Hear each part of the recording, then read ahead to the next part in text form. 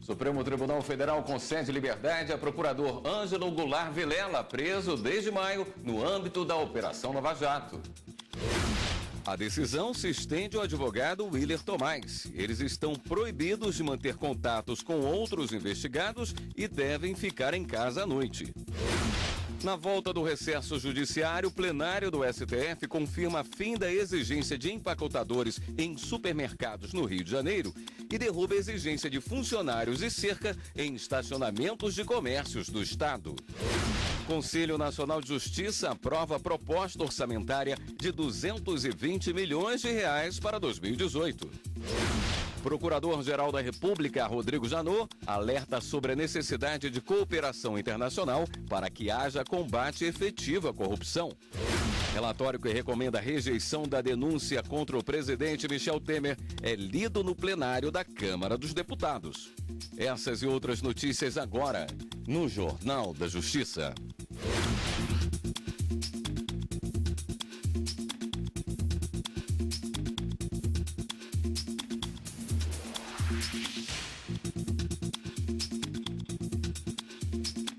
Boa noite. Justiça Federal do Paraná aceita a denúncia contra ex-presidente Lula e outras 12 pessoas por caso envolvendo o sítio em Atibaia, no interior de São Paulo. A repórter Fernanda Porto tem mais informações. Boa noite, Fernanda. Boa noite, William. Boa noite a todos. A denúncia trata do pagamento de propina de pelo menos 128 milhões de reais pela Odebrecht e outros 27 milhões de reais por parte da OAS.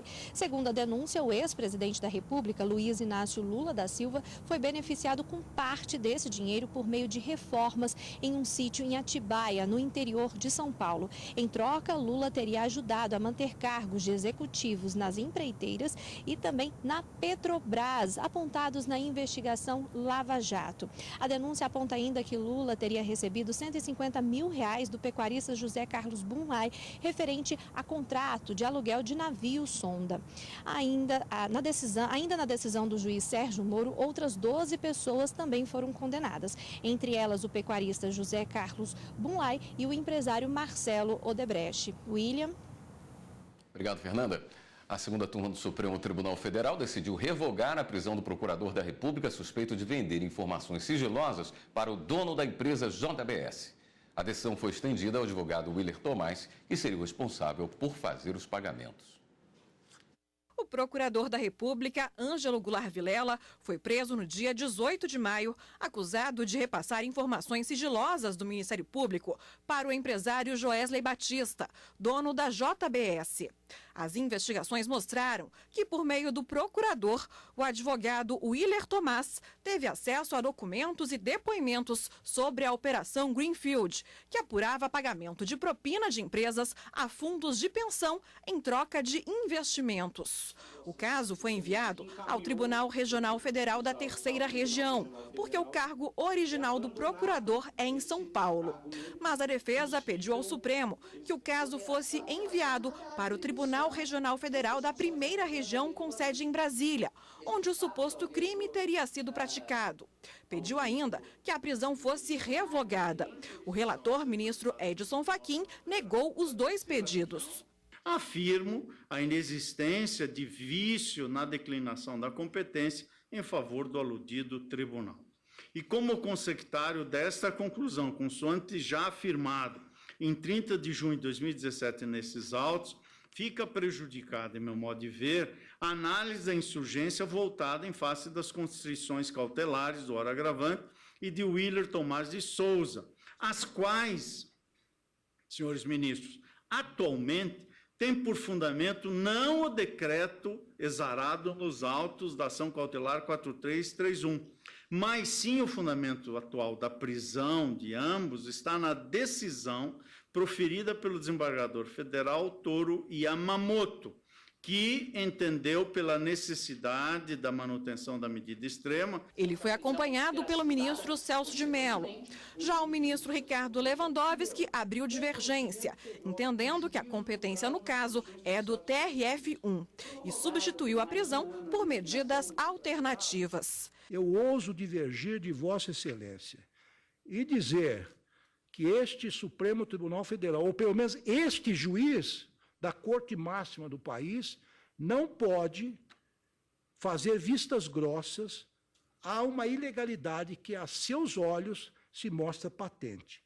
Por isso, com fulcro no artigo 654, parágrafo 2º do Código de Processo Penal, e tendo em conta os argumentos que modestissimamente desfiei, concedo a ordem, primeiro, para fixar a competência do TRF da Primeira Região para julgar o requerente, e, em segundo lugar, para revogar a prisão preventiva, no entanto, impondo-lhe medidas cautelares diversas da prisão. Ele foi acompanhado pelo ministro Gilmar Mendes.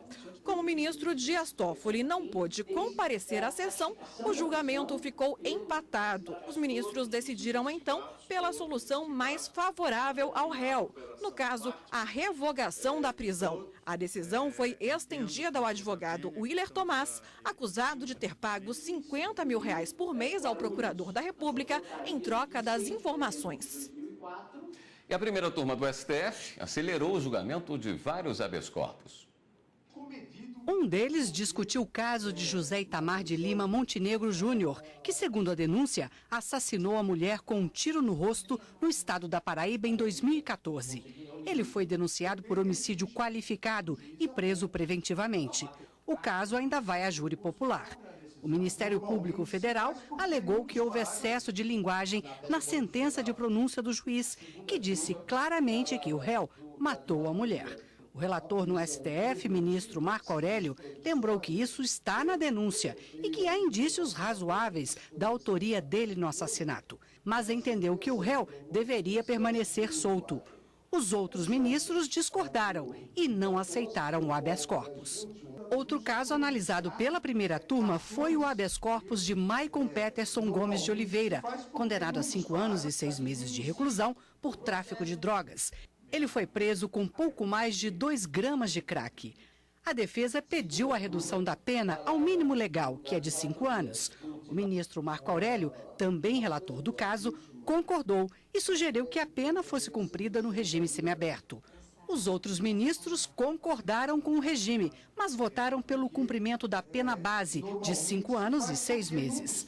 Os ministros também analisaram o habeas corpus com pedido de liminar da Defensoria Pública da União em favor do soldado Jefferson Francisco Pinheiro Araújo. Ele foi condenado em 2013 por crime de deserção das Forças Armadas, mas durante o processo ele fez uma nova deserção. E a Defensoria Pública da União pediu o afastamento da decisão do Superior Tribunal Militar sobre a primeira deserção do soldado. O ministro Alexandre de Moraes disse que uma nova deserção não extingue a punibilidade da primeira. E os ministros indeferiram o pedido por unanimidade. O plenário da Câmara dos Deputados deve votar amanhã o parecer da CCJ, a Comissão de Constituição e Justiça da Casa, sobre a denúncia contra o presidente da República, Michel Temer.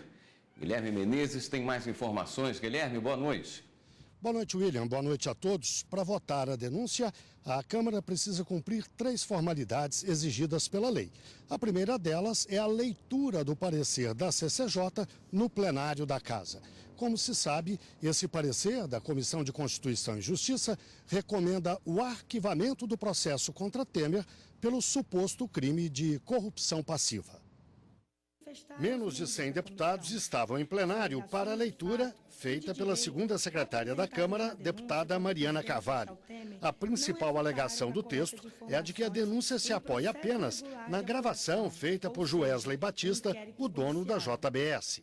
As alegações de culpabilidade do presidente da República, expostas na denúncia formulada pelo ilustre Procurador-Geral da República, doutor Rodrigo Janot, resultaram da ação do senhor Joesley Batista, acusado na ocasião pela acusação de responder em juízo por incontáveis crimes graves e, por isto, interessado em reunir elementos que lhe permitissem negociar com a Procuradoria-Geral da República a impunidade de seus delitos. Logo depois da leitura, a Câmara cumpriu a segunda formalidade exigida pela lei, ou seja, a notificação do presidente Michel Temer. A terceira formalidade, a publicação no Diário da Câmara dos Deputados, deverá ser cumprida amanhã e assim o caso pode então ir para o Supremo Tribunal Federal para ser julgado. A sessão está marcada para as 9 da manhã. A entrada só será permitida para funcionários, jornalistas e assessores de deputados. O Salão Verde será restrito a parlamentares e a quem tiver credenciais para o plenário. A sessão será aberta quando for atingido o quórum de 51 deputados. No começo, todos poderão apresentar questões de ordem sobre o rito da sessão. Depois, relatoria e defesa terão até 25 minutos cada para falar. Em seguida, na fase de discussão, todos os deputados contra e a favor terão 5 minutos. Depois de 4 pronunciamentos, a discussão poderá ser encerrada, conforme a avaliação do plenário. Por fim, será a hora da votação, mas para isso será necessária a presença de pelo menos 342 dos 513 deputados. Caso o número não seja atingido, o presidente da Câmara deverá convocar outra sessão. O inquérito só seguirá para julgamento no Supremo se houver 342 votos contra o parecer da Comissão de Constituição e Justiça. Caso contrário, a denúncia será arquivada. Como todo esse rito exigido é muito longo, a sessão pode se prolongar e ficar até a decisão para o fim da tarde, talvez início da noite. E a TV Justiça vai acompanhar o desdobramento de toda essa discussão e possível votação na Câmara dos Deputados ao longo desta quarta-feira. William. Obrigado pelas informações, Guilherme. A Justiça de Sergipe condenou o deputado federal André Moura, líder do governo na Câmara, a pagar multa e a perda dos direitos políticos por 8 anos em razão de um dano de R$ 1.400.000 aos cofres públicos. Os recursos saíram dos cofres da Prefeitura de Pirambu para o time de futebol da cidade, conhecido como Time do Mourão. O processo tramita na esfera civil e se trata de uma ação de improbidade administrativa, o que não garante foro privilegiado ao deputado junto ao Supremo Tribunal Federal. Ainda cabe recurso à decisão. E você vai ver no próximo bloco do Jornal da Justiça. O Conselho Nacional de Justiça aprova a proposta orçamentária de R$ 220 milhões para 2018. A gente volta já já.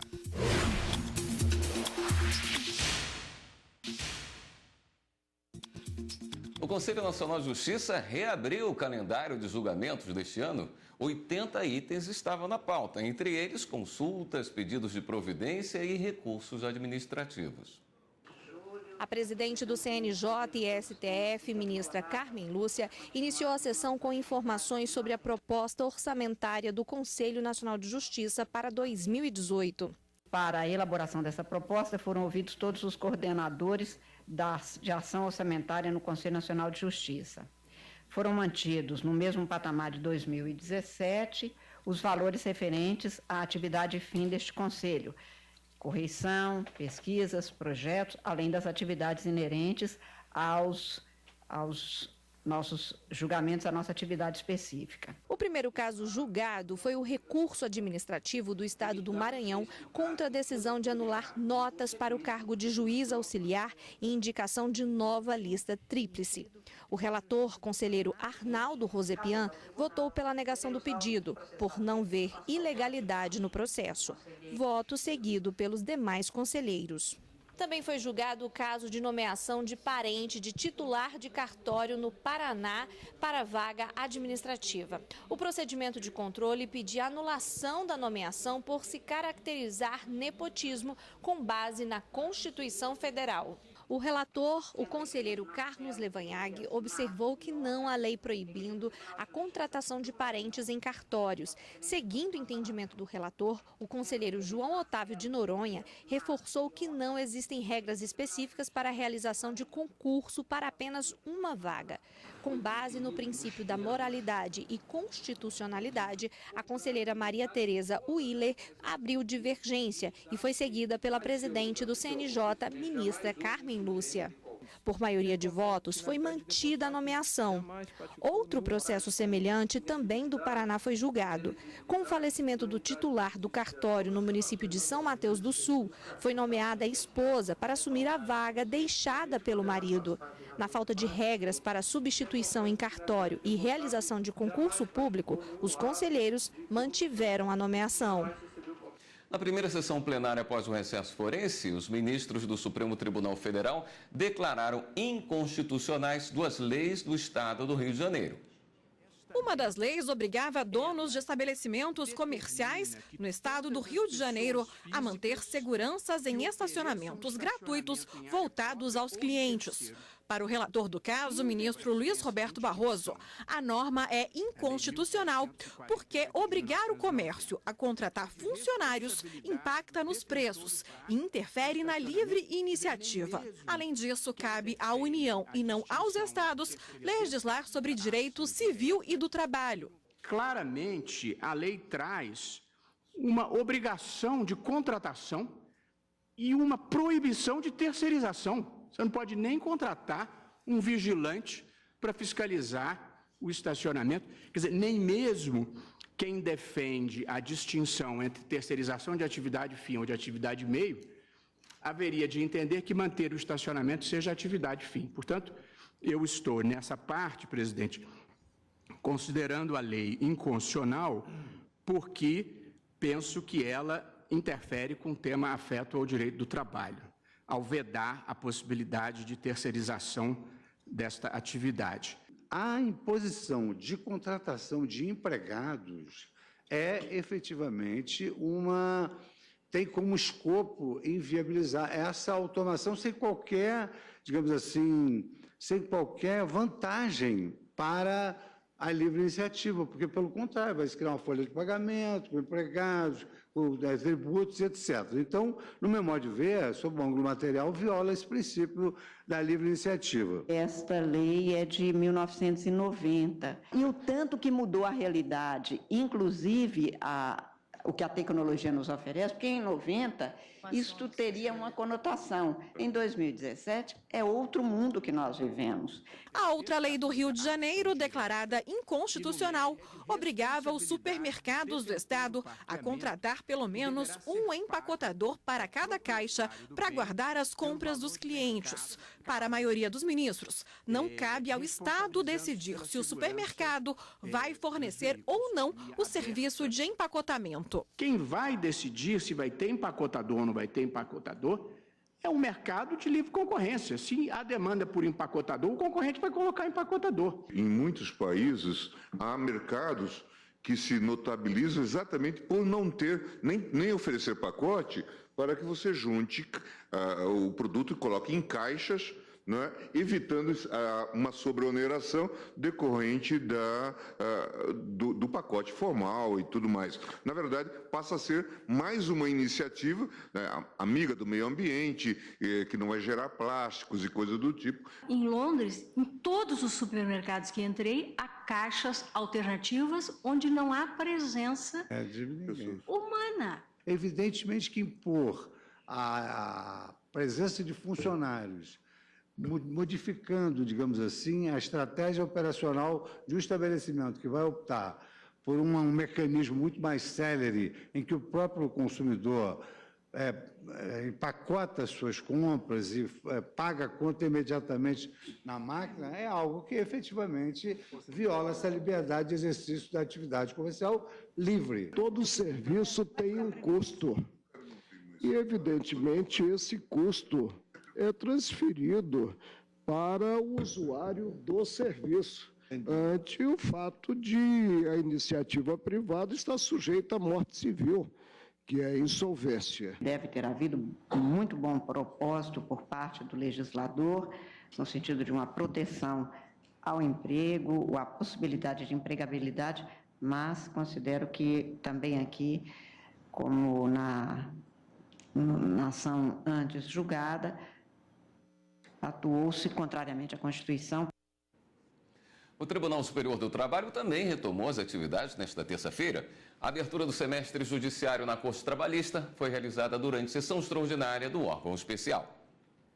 Durante a abertura do semestre judiciário, o presidente do Tribunal Superior do Trabalho, ministro Ives Gandra Martins Filho, reforçou a importância da atuação dos ministros para encarar um semestre que, segundo o presidente, será desafiador. Nossas forças renovadas enfrentar os novos desafios que vêm pela frente com as mudanças legislativas que ocorreram. Além das mudanças legislativas, o presidente reforçou o compromisso com a celeridade processual. Então precisaremos estar realmente todos aqui muito unidos e trabalhando para fazer com que a prestação jurisdicional nesse tribunal seja cada dia mais rápida, mais célere, mais adequada àquilo que espera o jurisdicionado. Entre as novidades destacadas pelo presidente, com foco na melhoria da prestação dos serviços, estão a realização de julgamentos por meio do plenário virtual em todos os órgãos judicantes do tribunal até o fim do ano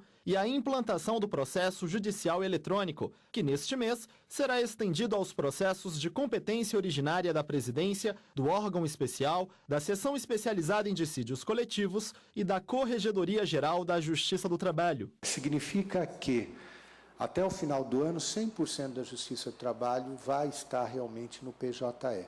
Aqui o TST, e devo inaugurar a última vara do trabalho com o PJE, que é lá no Pará. O ministro Ives Gandra Martins Filho lembrou ainda da carência de pessoal nos quadros da Justiça do Trabalho e falou sobre a expectativa para a realização do primeiro concurso nacional da magistratura e para a abertura do edital do concurso para servidores do TST, que deve ser publicado este mês. Em torno de 4 ou 5 servidores de defasagem por gabinete, fora o Conselho Superior da Justiça do Trabalho. Hoje ele funciona basicamente com servidores do TST. Os ministros voltam a se reunir ao longo da semana. Nesta quarta-feira haverá sessão ordinária nas 8 turmas do tribunal. Na quinta-feira será a vez da sessão 1 de dissídios individuais retomar as sessões de julgamentos. A Justiça do Distrito Federal negou pedidos feitos pelas defesas do ex-governador José Roberto Arruda e de outros 5 réus em uma das ações penais abertas após investigações da Operação Caixa de Pandora, que apontou compra de apoio político no Distrito Federal. Eles queriam a perícia no gravador usado pelo delator ou que as provas fossem consideradas ilegais. O juiz negou vários pedidos da defesa, entre eles a cariação de testemunhas e a convocação de policiais civis. O ex-governador Arruda foi condenado a quase 4 anos de prisão e recorre em liberdade. Você vai ver no próximo bloco do Jornal da Justiça. Procurador-Geral da República, Rodrigo Janot, alerta sobre a necessidade de cooperação internacional para que haja combate efetivo à corrupção. A gente volta em instantes.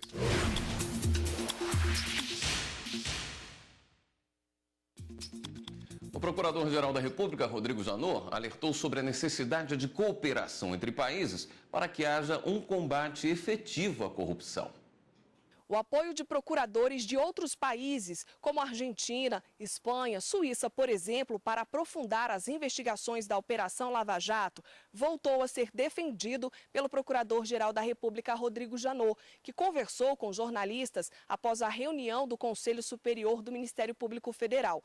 Na ocasião, ele explicou que a ideia de se criar um grupo faz parte de um acordo assinado em junho pelo MPF e pelo MP da Argentina para apurar em conjunto supostos crimes relacionados à Operação Lava Jato e o caso Odebrecht. A estratégia traçada é que o combate à corrupção seria feita de forma regional. O combate à corrupção não pode ser restrito aos países individualmente, porque esses atos ultrapassam as fronteiras dos países. Essa questão com a Argentina não é a primeira força-tarefa que a gente não consegue levar à frente. Eu lembraria, a força-tarefa proposta pelo MP suíço há 1 ano e tanto atrás, até hoje essa força-tarefa não saiu. Superior Tribunal de Justiça nega prisão domiciliar à mãe que vendia drogas na frente das filhas. A lei garante às mães de filhos menores de 6 anos o direito de receber o benefício da prisão domiciliar. Mas para esse direito ser concedido, é necessário preencher os requisitos previstos no artigo 318 do Código de Processo Penal, como explica a advogada especialista em direito criminal, Fernanda Reis. Tem que se demonstrar que no ambiente domiciliar, não haverá risco à ordem pública, à ordem econômica, à garantia da instrução processual ou à garantia da aplicação penal. O Código de Processo Penal também prevê a substituição da prisão preventiva pela domiciliar a maiores de 80 anos, a quem estiver debilitado por doença grave, for responsável por cuidar de pessoa menor de 6 anos de idade ou com deficiência, estiver gestante, e mulheres e homens que cuidem dos filhos de até 12 anos incompletos. Tem que se demonstrar que, de fato, seria imprescindível a mãe para a criação daquelas crianças. Uma mulher acusada do crime de tráfico de drogas procurou a justiça para converter a prisão preventiva em domiciliar. A defesa alegou que as 2 filhas eram menores de 6 anos e que a mais nova ainda estava em fase de amamentação. A mulher foi presa em flagrante quando entregava os entorpecentes a um adolescente para que ele revendesse. E ainda foi vista pelos policiais dando cerveja à filha menor. Além disso, praticava o delito na própria casa, na frente das 2 crianças.